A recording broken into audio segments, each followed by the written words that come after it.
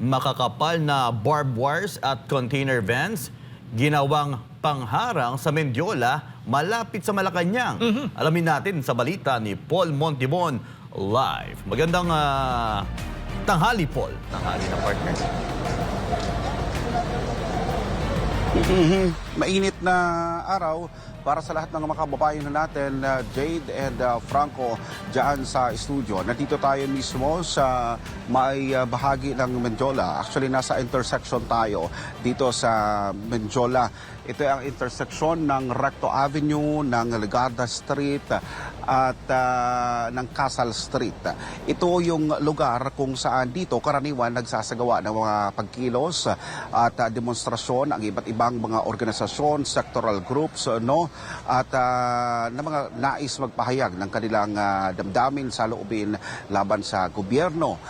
Kasama na rin dito itong nangyayaring malawakang katiwalian, lalong-lalo na sa paglustay ng kaban ng bayan, ng buwis ng taong bayan. Sa kasalukuyan, yung sitwasyon natin ngayon ay makikita natin sa aking likuran, ito, mga makakapal ng mga barbed wires yung nakikita natin dito.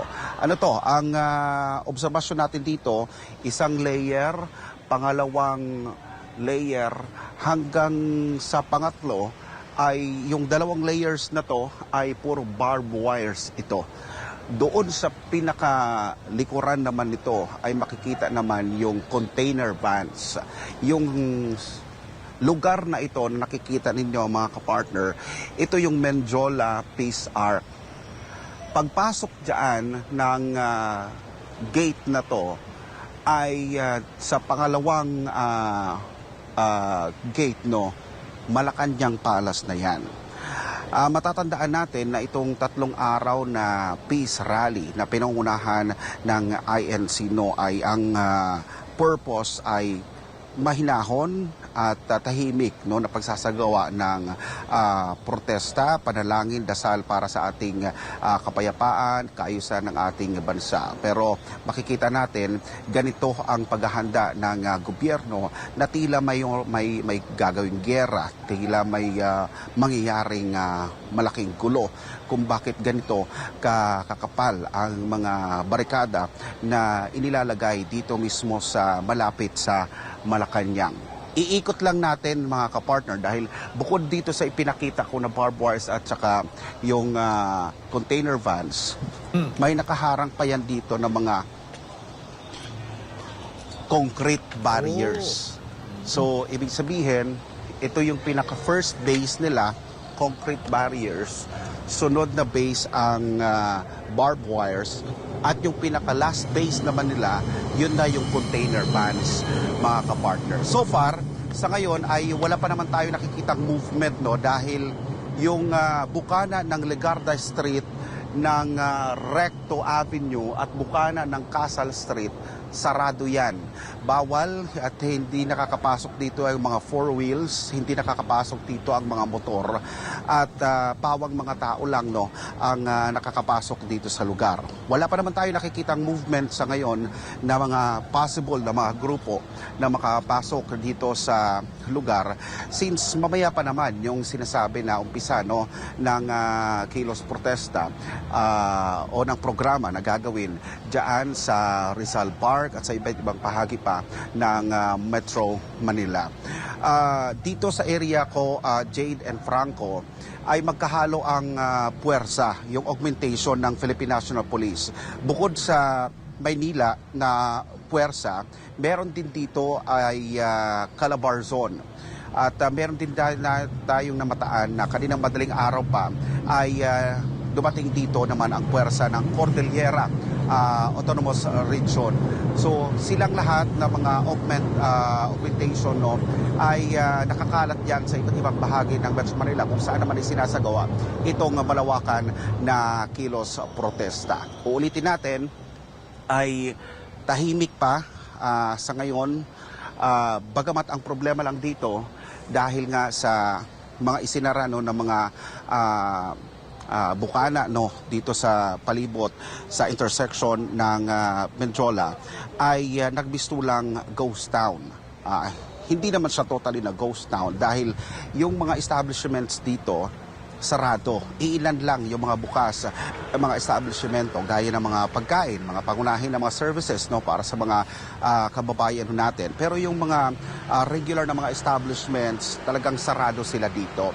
At mangyayari yan hanggang sa 18 na pagsasara ng kanilang mga negosyo. Pero ganun pa man, ito naman ay bilang paghahanda rin nila doon sa nangyaring September 21 na anti-corruption rally na nagkaroon ng gulo, pagsusunog, batuhan, ng kung ano-ano. At kaya naman mula doon sa manipis na seguridad na ibinigay noong September 21, ngayon ay talagang parang naging triple ang security preparations ng mga otoridad ng pamahalaan ho natin dito sa area na to, lalo-lalo na malapit lang ito sa Malacanang, mga kapartner. Yes, partner, nakita ko sa iilan na ipinakita natin footages, natulog din yung mga kapulisan sa kalsada. At nakita natin, at linawin ko lang din na halos limang layer. Yes, sige, partner. Go ahead, Paul. Oo. Yung nakita natin kanina, shifting kasi daw. Shifting yung ginagawa daw nila na augmentation. Kaya yung iba, madaling araw pa, nandito na. Kaya yung iba nagpapahinga sa daan, sa kalsada, natutulog. May mga ganon. Unless tinatawag na sila para sa formation. Pero yun nga, dahil nga wala pang tulog yung ibang mga kapulisan dito, ay yun na lang yung ginagawa nilang nap time. Hanggat maaari ay may oras para makatulog, makapagpahinga. Dahil nasa kalsada lang naman, hindi naman sila pwedeng pumasok sa mga establishmento para matulog at magpahinga kasi pribado na yon. So yan lang yung ginagawa nila na nakita natin na natutulog, nakahiga, nakaupo dito sa may kalsada. Yung binabanggit natin kanina na layers ng barikada ay yun, tama yun, yung nakita natin. Una, ito yung mga concrete na mga barriers. Pangalawang layer naman, yun na yung mga barbed wires natin. At yung panghuli naman nila, yung malapit na doon sa may gate, yun na yung mga container vans. Halos lahat ng bukana ng Legarda Street, Recto Avenue hanggang sa may Castle Street ay mayroong mga nakaharang na mga container vans. O di naman kaya kung hindi ay yung mga mobile patrols ay pinangaharang ng mga kapulisan natin. Yes, pero partner Paul, i-clarify lang natin na malayang makapunta ang mga kababayan natin dyan para makapagsagawa ng rally dahil nakita natin yung kalsada, like halos puro polis. Nakaharang ang mga kapulisan, hindi ba parang nai-intimidate yung mga rallyista. Kumbaga may mga ganong eksena kasi nakikita natin dahil sa sitwasyon kung saan talaga namang pinestuhan na talaga ng ating kapulisan kahit yung kalsada pa lang. Anong clarification natin dyan, Paul? Malaya ba? Kahit sino pwede nang pumunta? Hindi natin masasabi bagamat yung area na to ay bukas sa kilos protesta, pero sa tingin natin ngayon dahil yung seguridad, papaano nga naman makakapasok ang grupo na gustong magsagawa ng kilos protesta kung ganito kahigpit yung harang, kung ganito kahigpit ang seguridad ng mga kapulisan ho natin. So wala pa tayo nakukuha na impormasyon na may mga grupo na nagko-coordinate dito sa Philippine National Police sa iba't ibang mga unit dito sa iba't ibang mga openings ng intersection na ito dahil hanggang sa ngayon ay nakapalibot yung mga kapulisan ho natin. Bagamat may posibilidad halimbawa kung iisipin magkakaroon ng estratehiya itong mga sectoral groups na may mga iba kasi na mga sitwasyon, mga kapartner na experience natin na kala mo tahimik yung lugar pero pa isa-isa na palang pumapasok yung mga miyembro halimbawa ng mga organisadong mga grupo at bigla-bigla na lang bubulaga yung kanilang kilos protesta sa loob, parang ganon. Pero so far sa ngayon, gaya sinabi ko kanina, wala pang movement. Ayon sa Philippine National Police, wala pa namang movement na nangyayari dito sa loob na magtatangka na magkaroon nga sila ng pagkilos dito mismo sa area ng Menjola intersection. Franco. Yes, kaya nga partner, kung ating babalikan, dito nagkaroon din kasi ng violent protest. Naging magulo ang ilang mga grupo dyan. Dito September 21. Yes, dito gumamit sila ng medyo dahas. Kaya nakita natin kung gaano yung proteksyon na ginawa muna ng ating security forces dyan sa Mendiola. May karagdagang katanungan ng aking kapartner dito. Oo. At siguro, Paul, kumusta naman yung mga establishmento? Sarado? Go ahead, Jade. Yes, sarado ngayon. Walang yung mga establishmento diyan mismo sa malapit mismo diyan sa lugar mo. Palibot yan. Kasi nasa gitna tayo. Kung tutuusin, sabi nga nila, yung mga kausap natin, kung regular na mga araw na walang kumusyon, walang ganitong klase ng mga kilos protesta, lahat ng mga establishmento, bukas yan. Regular yung mga tao, regular ang palitan ng kalakalan, pagbili, yung mga mamimili, hanggang yung mga negosyante. So regular ang kitaan nila at hanap buhay sa mga regular na mga araw. Pero ngayon lang nangyari dahil dahil may mga harang, seguridad, may mga pulis na dito ay ang sabi nila ay para makaiwas doon sa gulo, yung mga posible na pagtatangka na pagsusunog, maiwasan nila yung ganyang mga bagay, ay pinili na rin nila na isara yung kanilang mga negosyo. Bagamat aminado sila na apektado ang kanilang hanap buhay dahil lalong-lalo na yung mga small and medium na mga enterprises natin, doon lang kumikita sa mga ganitong klase ng mga maliliit na mga serbisyo ay apektado. Pero gayon pa man, dahil na nga rin sa ito na nangyayari na magkakaroon ng kilos protesta, 3 araw ito, tapos ito nakikita pa yung pagpalibot ng mga kapulisan, ng mga pwersa, ng mga otoridad ho natin. So hindi rin natin sila masisisi kung bakit nagsara sila ng kanilang mga serbisyo at ng kanilang mga negosyo. Bagamat pansamantala, pero malaking bagay pa din yung 3 araw na magsasara ka sa negosyo mo at wala kang kikitain. Pero yun yung pangyayari, yun yung realidad natin ngayon dito. So yung mga customer, yung mga suki na pupunta dito sa may loob ng Menjola intersection, dito sa may malapit sa Malacanang, ay magtungo muna sa iba na mga establishmento, doon bumili ng kanilang mga produkto at mga serbisyo na kinakailangan dahil sarado nga ang ang marami sa mga establishmento dito. Pero yung mga fast food chain, Jade, ay bukas naman at kasi essential din naman yan kasi pagkain. Pero yung iba na mga non-essential na mga products and services ay sarado sila dito mismo sa may Menjola. Jade.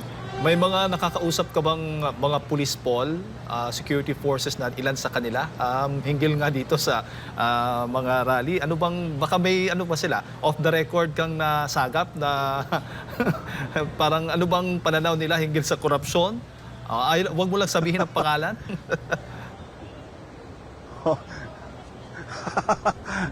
Mukhang ikaw na nagsabi na off the record, so Ibulong mo sa bawal akin siyang sabihin. Pero sabi nga natin, Pilipino din naman sila.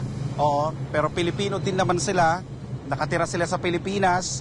Kahit mga uniform personnel pa yan, ay nakakaramdam din sila ng pangamba, nakakaramdam din sila ng pagkabahala. Pero dahil nga, syempre, nasa ilalim sila ng trabaho, ng kanilang profesyon, mananatili at mananatili silang susunod kung anuman ang itinatakda ng kanilang trabaho. Pero syempre, hindi lang yan sila yung apektado dahil itong mga men in uniform natin, may mga pamilya din yan. Yes. Diba? So, may mga iba na hindi na natin sabihin, pero dismayado, natatakot, nangangamba, pero gayon pa man kailangan nilang sumunod. So, kailangan nilang sumunod sa inuutos ng kanilang nakatataas dahil kasi nga, off the record naalala nga natin, Paul, alam mo, naalala natin yung KOJC siege, di ba? May mga pulis tayong nakakausap, bantay sarado, ganun. Itong ganitong sitwasyon dyan sa lugar mo, ay ganyan yung sitwasyon, hitsura noong panahon ng KOJC siege. At marami tayong mga nakakausap na mga pulis na kontra din talaga sa ginagawa ng pamahalaan laban sa KOJC. At yan yung tanong ko mismo kung ano bang mga reaksyon nila sa lugar. Kanina, morning pa lang, no, dumating na tayo dito at may ina-attempt tayo na kinakausap ng mga kapulisan ho natin. Ano yung masasabi nila sa kasalukuyang nangyayari sa ating bansa. Yung iba ay umiiling-iling, yung iba ayaw magsalita dahil bawal nga daw magsalita. So hindi na natin sila pinipilit. Pero may mga iba naman na pasekreto lang, makikita natin sa kanilang ekspresyon ng kanilang mukha at emosyon, body language ay kung tutuusin, ay kung mamarapatin lang, ay gusto na lang nila mag-duty lang doon sa kanilang mga areas of responsibility.